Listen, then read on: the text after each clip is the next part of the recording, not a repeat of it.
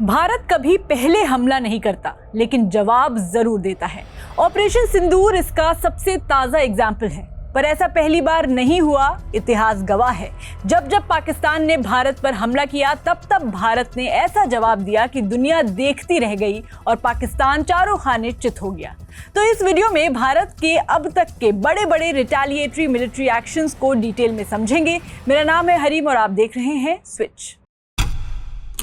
1965 operation riddle, ये युद्ध पाकिस्तान ने शुरू किया था जब उसने अगस्त 1965 में ऑपरेशन जिब्राल्टर के तहत हजारों घुसपैठिए कश्मीर में भेजे ताकि लोकल्स को उकसाकर रिबेलियन शुरू किया जा सके। लेकिन पाकिस्तान की ये चाल उल्टी पड़ गई। इंडिया ने जबरदस्त मिलिट्री रिस्पॉन्स दिया। इसके बाद पाकिस्तान ने ऑपरेशन ग्रैंड स्लैम लॉन्च कर दिया, जिसका मकसद अखनूर टाउन पर कब्जा करके जम्मू को काटना था।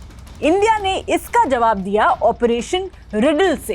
ये एक फुल स्केल काउंटर ऑफेंसिव था, जिसमें इंडियन आर्मी ने पाकिस्तान के अंदर घुसकर लाहौर, सियालकोट और कसूर जैसे स्ट्रेटेजिक शहरों को टारगेट किया। ये रिटेलिएशन इतना असरदार था कि पाकिस्तान को सीज फायर मांगनी पड़ी।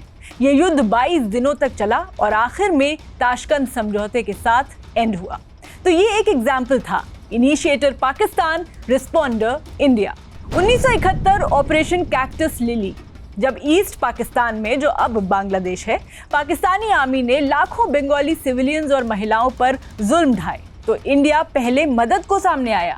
भारत ने पहले रिफ्यूजीज को शरण दी, लेकिन जब अत्याचार हद से ज्यादा बढ़ गया तो इंडिया ने दिसंबर 1971 में ऑपरेशन कैक्टस लिली के तहत ईस्टर्न फ्रंट पर फुल मिलिट्री इंटरवेंशन शुरू की। इंडियन आर्मी ने बेहतरीन कोऑर्डिनेशन से मेघना रिवर को पार किया और ढाका तक पहुंच गई। इस ऑपरेशन में पाकिस्तान की ईस्टर्न कमांड ने 93,000 सैनिकों के साथ सरेंडर किया। ये आज भी दुनिया का सबसे बड़ा मिलिट्री सरेंडर है। एक बार फिर वही हुआ, इंडिया ने युद्ध शुरू नहीं किया, लेकिन जवाब ऐसा दिया कि एक नया देश ही बन गया, बांग्लादेश। 1971 ऑपरेशन ट्राइडेंट और ऑपरेशन पाइथन, ये 4 और 5 दिसंबर 1971 की बात है। देर रात को भारतीय नौसेना ने ऑपरेशन ट्राइडेंट के तहत कराची बंदरगाह पर हमला किया। इस ऑपरेशन में पहली बार एंटी शिप मिसाइल्स का इस्तेमाल किया गया, जिसमें पाकिस्तान के कई जहाज और ऑयल स्टोरेज फैसिलिटीज नष्ट हो गई। इसमें भारत को कोई नुकसान नहीं हुआ, जबकि पाकिस्तान को भारी नुकसान हुआ। भारत ने इस ऑपरेशन से पाकिस्तान की आए दिन वाली कायराना हरकतों का जवाब दिया, लेकिन पाकिस्तान इतनी आसानी से कहां समझता है। इसलिए ऑपरेशन ट्राइडेंट की सफलता के बाद 8 और 9 दिसंबर 1971 को भारतीय नौसेना ने ऑपरेशन पाइथन के तहत कराची पर दूसरा हमला किया। इस ऑपरेशन में एक मिसाइल बोट और 2 फ्रिगेट्स ने हिस्सा लिया। Frigates are small fast ships in the navy that travel with other ships in order to protect them. इस हमले में पाकिस्तान के तेल टैंकर और दूसरे जहाज़ों को नष्ट किया गया। इससे पाकिस्तान की नौसेना की गतिविधियों को रिस्ट्रिक्ट किया जा सका। 1984 ऑपरेशन मेघदूत, पाकिस्तान की योजना थी कि वो सियाचिन पर कब्जा करेगा। पाकिस्तान की इसी योजना के जवाब में भारत ने अप्रैल 1984 में ऑपरेशन मेघदूत लॉन्च किया। भारतीय सेना ने सियाचिन ग्लेशियर और उसके आसपास के महत्वपूर्ण ग्लेशियर्स पर कब्जा कर लिया। यह ऑपरेशन दुनिया के सबसे ऊंचे युद्ध क्षेत्र में भारत की रणनीतिक बढ़त का प्रतीक है। 1999 ऑपरेशन विजय, कारगिल में विजय। 1999 में पाकिस्तान ने कारगिल क्षेत्र में घुसपैठ की। भारत ने ऑपरेशन विजय के तहत इन घुसपैठियों को खदेड़ने के लिए आर्मी ऑपरेशन चलाया। लगभग 2 महीने तक चले इस युद्ध में भारत ने सभी कैप्चर की गई पहाड़ियों को वापस हासिल किया और पाकिस्तान को पीछे हटने पर मजबूर किया। 1999 ऑपरेशन सफेद सागर, ऑपरेशन विजय के साथ साथ भारतीय वायुसेना ने ऑपरेशन सफेद सागर के तहत कारगिल क्षेत्र में हवाई हमले किए। ये पहली बार था जब भारतीय वायुसेना ने इतनी ऊंचाई पर हवाई अभियान चलाया, जिससे पाकिस्तान की सेना को भारी नुकसान हुआ। कुल मिलाकर पाकिस्तान को कारगिल क्षेत्र में घुसने का खमियाजा भुगतना पड़ा।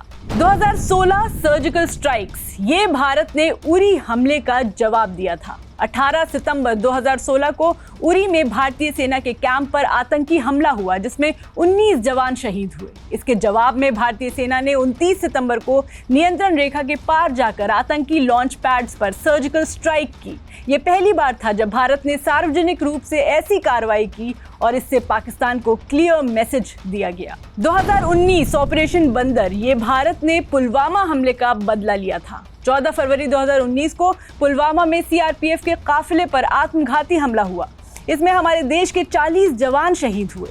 इसके जवाब में भारतीय वायुसेना ने 26 फरवरी को ऑपरेशन बंदर के तहत पाकिस्तान के बालाकोट में जैश-ए-मोहम्मद के आतंकी ठिकानों पर हवाई हमला किया। ये 1971 के बाद पहली बार था जब भारत ने पाकिस्तान के अंदर हवाई हमला किया। 2025 ऑपरेशन सिंदूर भारत के जवाबी एक्शन में ऑपरेशन सिंदूर लेटेस्ट एडिशन है। ये पहलगाम हमले का जवाब है। 22 अप्रैल 2025 को पहलगाम में हुए आतंकी हमले में 26 लोगों की मौत हुई। इसके जवाब में भारत ने 7 मई को ऑपरेशन सिंदूर के तहत पाकिस्तान और पीओके में 9 आतंकी ठिकानों पर हमला किया। इस ऑपरेशन का नाम प्रधानमंत्री मोदी ने उन महिलाओं की श्रद्धांजलि में रखा जिन्होंने इस हमले में अपने पति खो दिए। बात यह है कि भारत की पॉलिसी पहले हमला नहीं है, लेकिन हमला होता है तो भारत चुप नहीं बैठता, जवाब जरूर देता है। भारत की रणनीति नो फर्स्ट यूज डॉक्ट्रिन से इंस्पायर्ड रही है, चाहे वो परमाणु नीति हो या कन्वेंशनल वॉर। लेकिन टॉलरेंस का मतलब कमजोरी नहीं होता। जब हमारी सिविलियन पॉपुलेशन पर हमला होता है, जब हमारे जवानों को सोते हुए मारा जाता है, जब हमारे टूरिस्ट्स को घेर कर गोली मारी जाती है, तब भारत रिटेलिएट करता है, वो भी ऐसा कि पूरी दुनिया देखे। इंडिया की रिटेलिएशन पॉलिसी का सबसे बड़ा फीचर है प्रिसिजन और मैसेज। हर एक्शन के पीछे एक क्लियर स्ट्रेटेजिक और सिंबॉलिक मकसद होता है। भारत के मिलिट्री एक्शंस सिर्फ सेल्फ डिफेंस और न्याय के लिए होते हैं। हम शांति चाहते हैं और उस शांति के लिए हमारी सेना हर चुनौती का सामना करने के लिए तैयार रहती है। हर रिटेलिएशन एक रिमाइंडर है कि भारत सिर्फ ज्योग्राफिकल बाउंड्रीज नहीं बल्कि अपनी इज्जत, आत्मसम्मान और अपने लोगों की सुरक्षा के लिए लड़ता है।